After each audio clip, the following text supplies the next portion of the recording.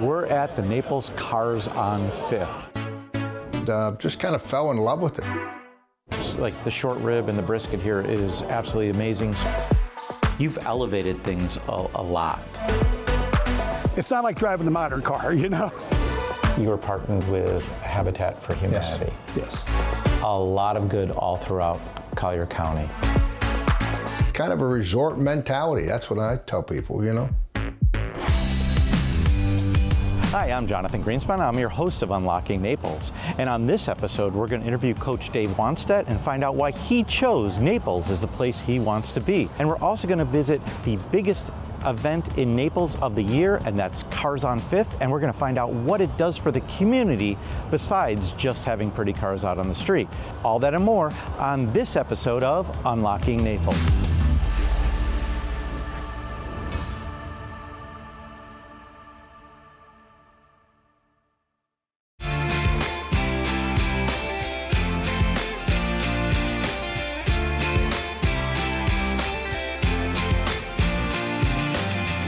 I'm currently standing outside of Coach Dave Wannstedt's house here in Naples, Florida, and we're going to talk to him about why he chose Naples to be his home.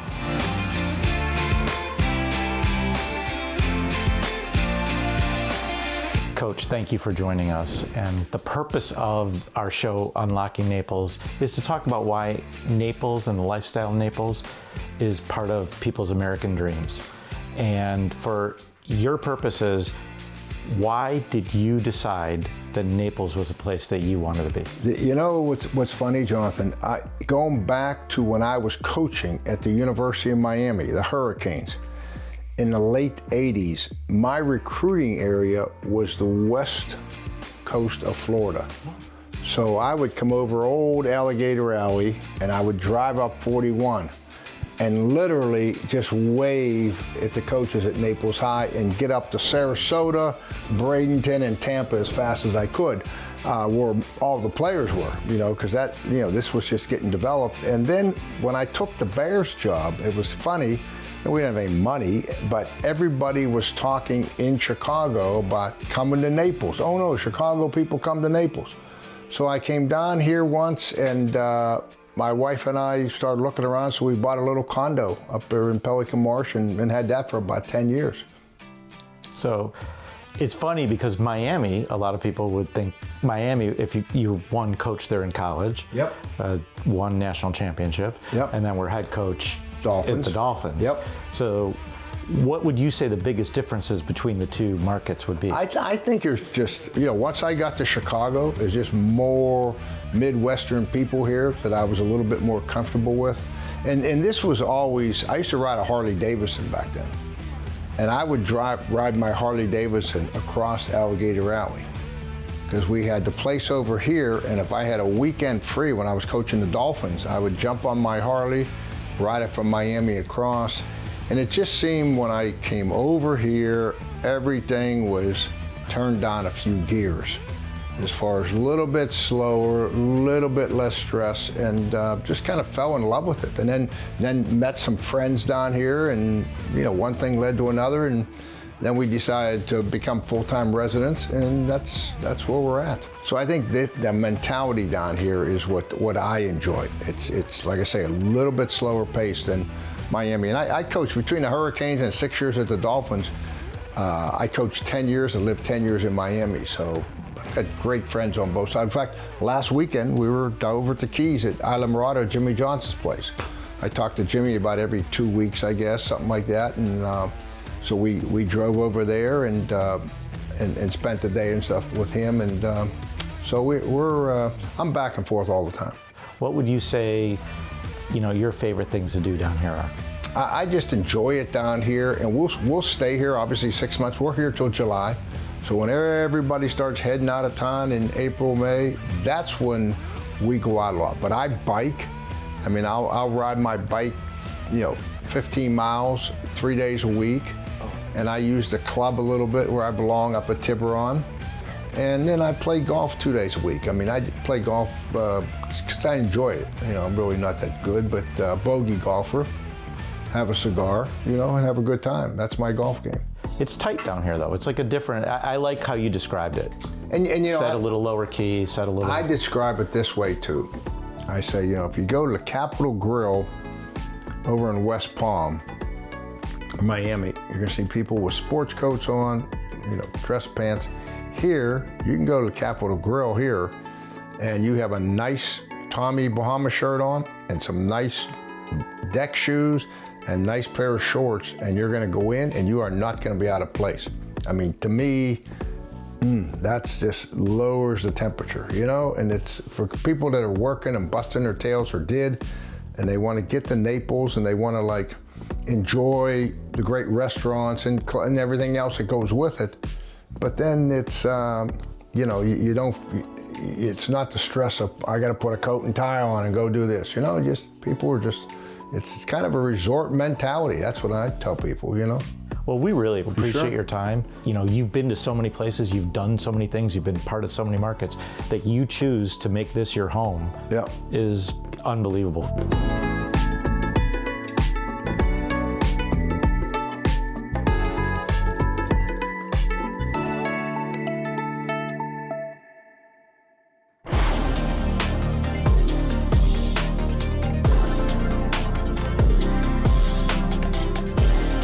Welcome to Cars on Fifth, which has over 750 cars on display. It's an annual event that has been going on for over 20 years, and it is to benefit charity. This year's charity is Habitat for Humanity.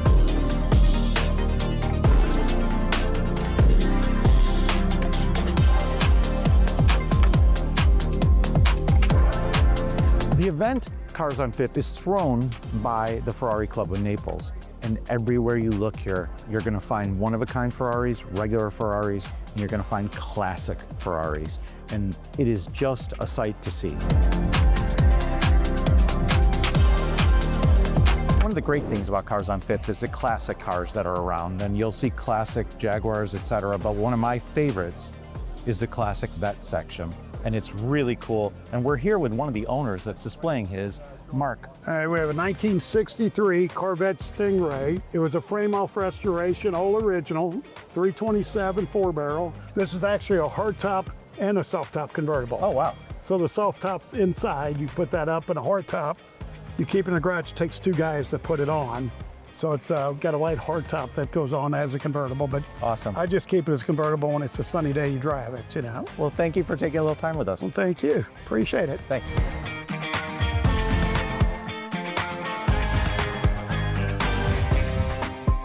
So we're now at Classic Porsches, which is my other favorite classic cars. And I think Arlen has a gorgeous example of one here. And Arlen, why don't you tell me a little bit about this car?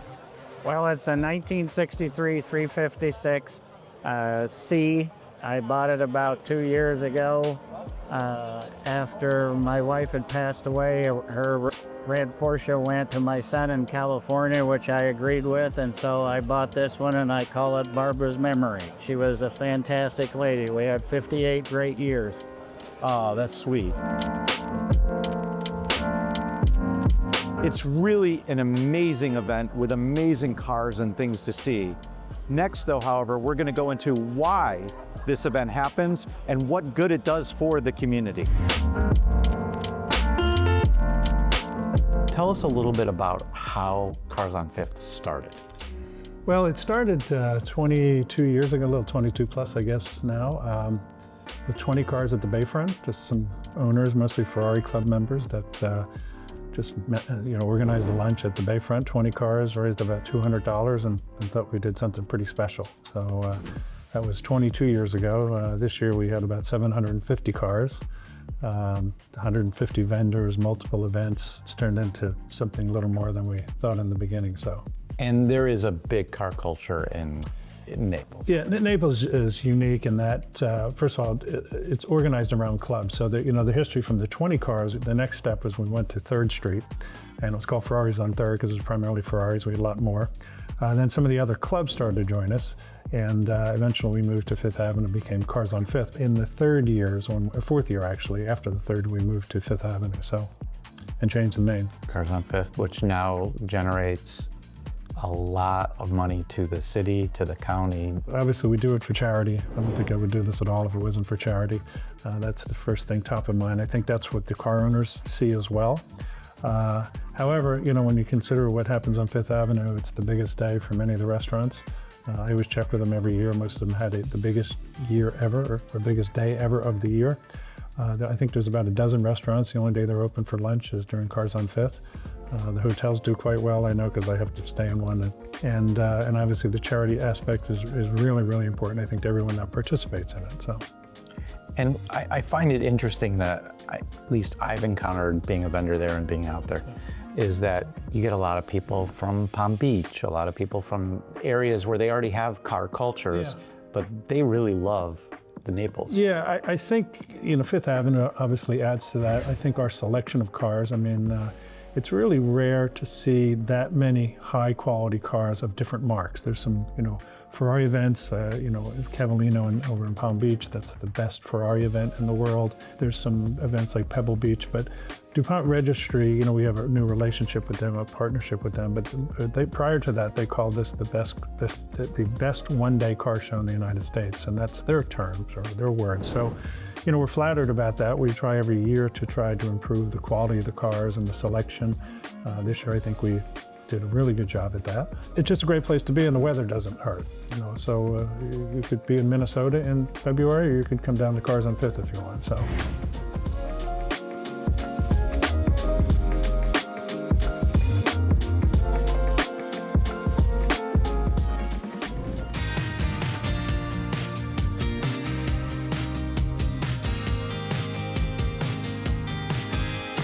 Tom, you've repeatedly mentioned the part about charity. Yes. And this year, you were partnered with Habitat for Humanity. Yes. And tell us a little bit about that choice. Well, we've had several charities over time. We had a long run with St. Matthew's House. I think it was good for all of us. I've had a long personal relationship with Habitat all over the country. I've worked in California and New Jersey. Habitat is an amazing organization here, and it was just sort of a natural fit for us, and an organization that I'm sure Lisa will talk about, but they've built 2,756 homes, I think, in Collier County in the last 26 or 27 years, about 100 a year.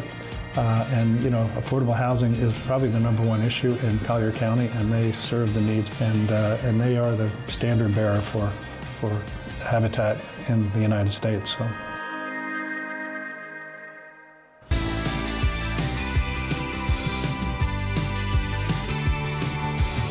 Lisa, welcome to Unlocking Naples, which is a very apropos name for what you guys do with Habitat for Humanity. You were the charity chosen for Cars on Fifth this year. You do a lot of good all throughout Collier County. And if you could describe what it meant for you guys, we'll get into the money that's raised, but just in terms of other things like the visibility, et cetera, how that helps.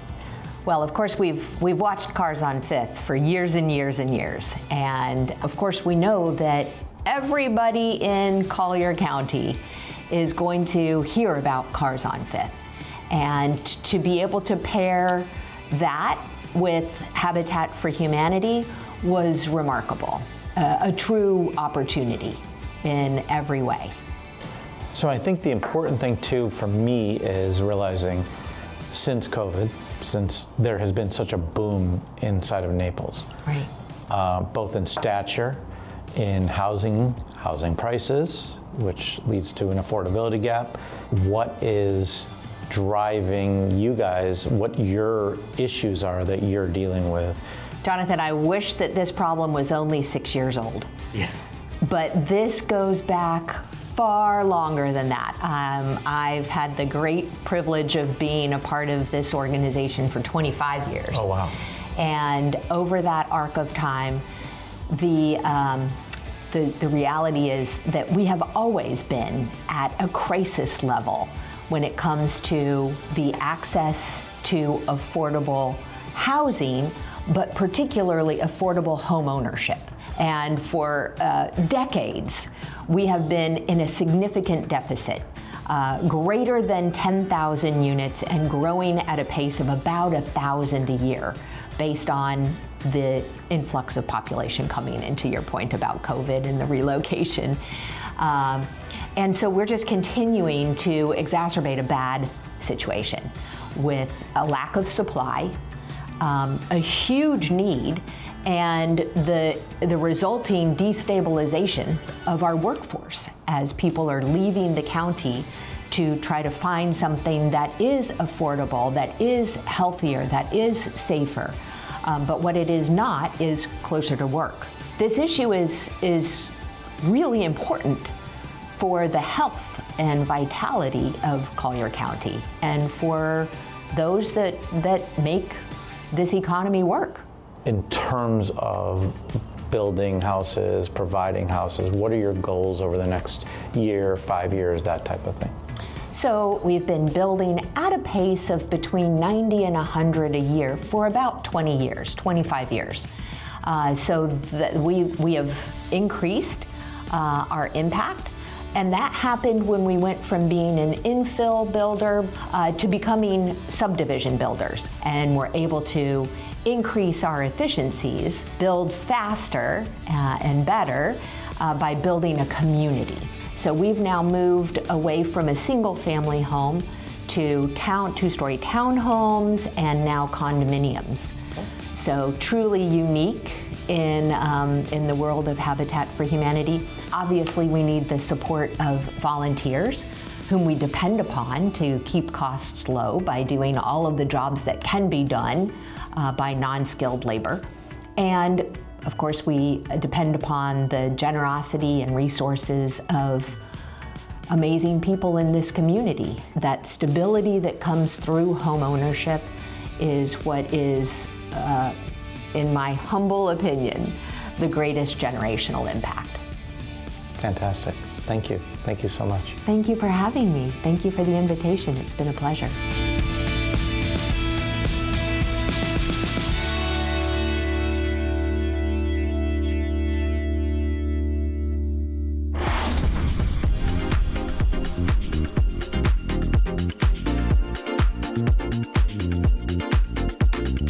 On Unlocking Naples, we like to talk about food because I like to talk about food, and this restaurant is one of my favorites, and it really isn't well known. It's in a strip mall, very unassuming on 41, and it does have, with a warning, the heaviest door in Naples, and you can get a serious workout trying to open it.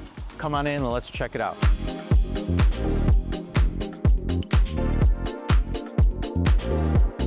So we've gone through the heaviest door in Naples. Yes, you did. Welcome in. We're in Gastro, the Fuse Gastro Bar. And this is Monica, who is an owner with her husband of this restaurant. And she is also the front of the house for this restaurant. And everybody comes in to see her. And we have footage of you making some of the best drinks in the world. Thank you. But what is it that caused you and Greg to open this pub? Well, you know, Jonathan, we always had a passion for this industry, for the food, for cocktails, for wine. Obviously, I really love people, so it was always like we were drawn into this industry. He loves cooking, and as every chef will tell you, oh my God, cooking is my passion. It truly is his passion. It really, really is. It's like in his brain, he thinks cooking first. And you are kind of a mad whiz with drinks. I'm trying. Mad scientist at least. Mad scientist with drinks. So Thank you. what drives you for you making the crazy drinks that you make? You know, a lot of times it actually starts for me with a garnish. I like my cocktails to look very pretty. I like to find very nice glassware. Then I look at nice garnish and then what people really like. Just blending different flavors. It's all about fun, basically. Well, and you just brought something up that Greg does great with the food. blending flavors, sauces that go together, things that don't normally go together, going together on a plate, things like that. So you're doing the same thing with drinks. You also do very strange old fashions as well, and things like flavors. You want to talk about that? Yeah, we have right now, I'm featuring on my cocktail list banana old fashioned, which what I do, I infuse fresh bananas with bourbon. I let it sit for a couple of weeks, I let it strain it, and I mix old fashioned. Not too sweet. Some people are a little afraid of might be a little too banana forward, too sweet, but no, it just gives a little bit hint of something like a banana. It's the awesome. gin drink that we had earlier was... Yes, I use Rivi gin for this cocktail. Love Rivi. It's a great flavor profile, and it's mixed with a little bit of fresh lemon, a little bit of bergamot liqueur, a little bit of plum bitters, and it's topped with elderflower foam, which is fun and pretty. The elderflower foam is pretty and tastes great. So that's part of the experience here. Right now we're at dinner, but we also came for lunch and did the lunch. The sandwiches and the food at lunch here is the best in Naples. Thank you. But you guys also do just such a strange mix. You have the barbecue, which is also the best. Like the short rib and the brisket here is absolutely amazing, smoked here on site. Then you do the global cuisine. One of the things that Claudia always loves here, which is always the weirdest thing in the world to me because it's not an Italian restaurant, it's not, but your global cuisine, is the bolognese. The bolognese. Which everything and anything that comes up, either drink-wise or food-wise, that comes out of both your and Greg's magic brains. Thank you. I think that on our menu, it's a little bit of everything.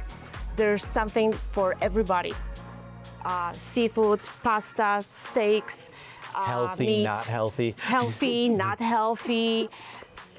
You know, we all need a little cheat as far as food here and there, so why not? Also, there are no small portions here. No, So- no. You come to I eat. think that's the Polish part of you. You come to eat, you're hungry. So we appreciate it. I love this place. You know that. Thank you. I wish I was drinking more than I drink now, but because It's the okay, I make drinks are great so great. mocktails too. But it is absolutely fabulous, and the flavor profiles, and it is. Both of you do very different things that I joke about going out to eat. I can cook food, I can grill, I can do things. I come to great restaurants because they do things, one, I might not even think of, and two, I definitely could not do. And Sure. that's what you guys do here. Thank you. We appreciate it. Thank you so much.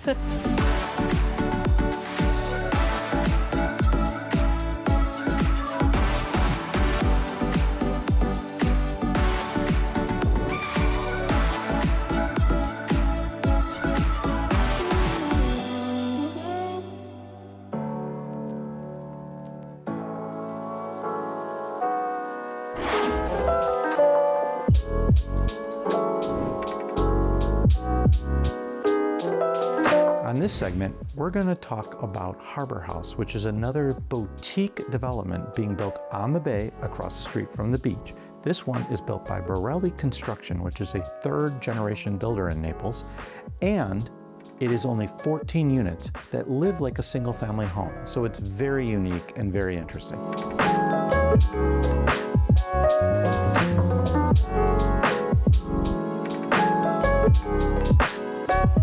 Parker, welcome. We're here today to talk about your Harbor House project, but I want to give people a little bit of a background of you, Borelli, et cetera. You're currently the president of Borelli Construction, and you're a third-generation builder in Naples and in this market. Yes. I am third generation.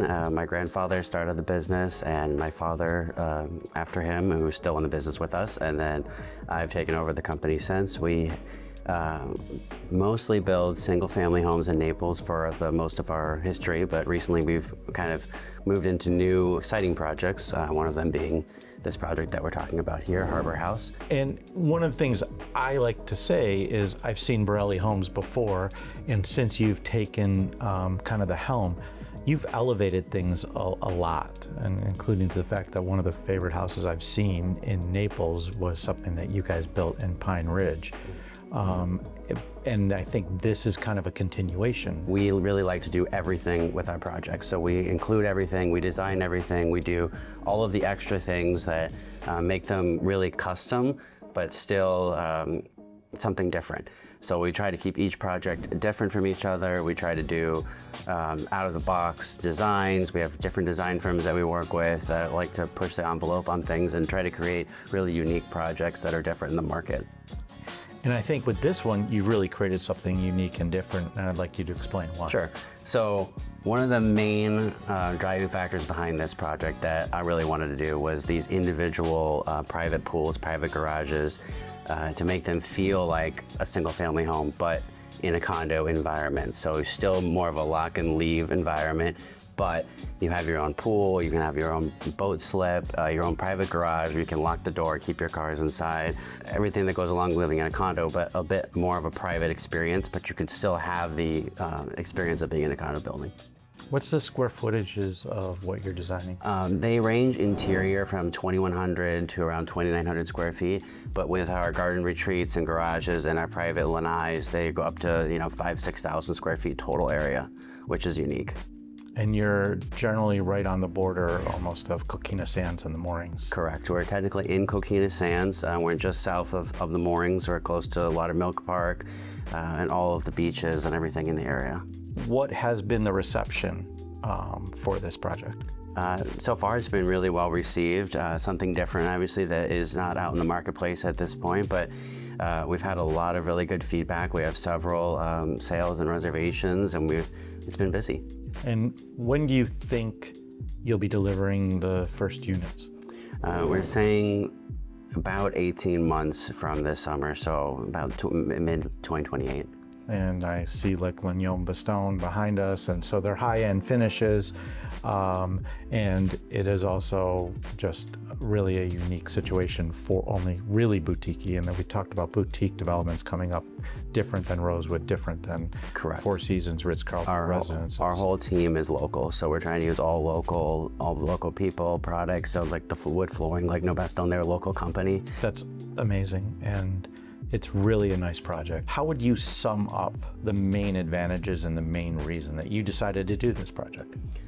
Well, I like to do things different, try to come up with new ideas and see how they work in the marketplace.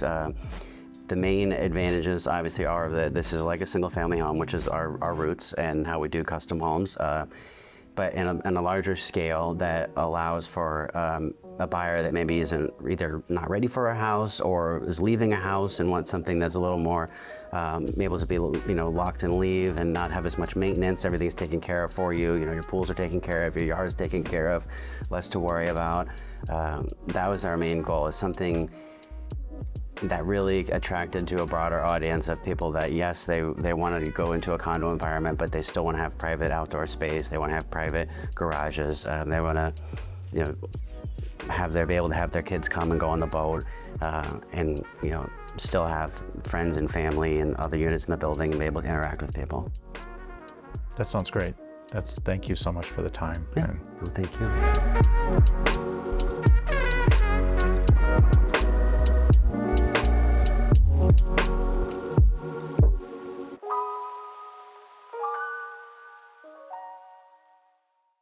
And that's it for this episode. I'm Jonathan Greenspan, and I can't wait to show you more of the keys to the Naples lifestyle in our next episode.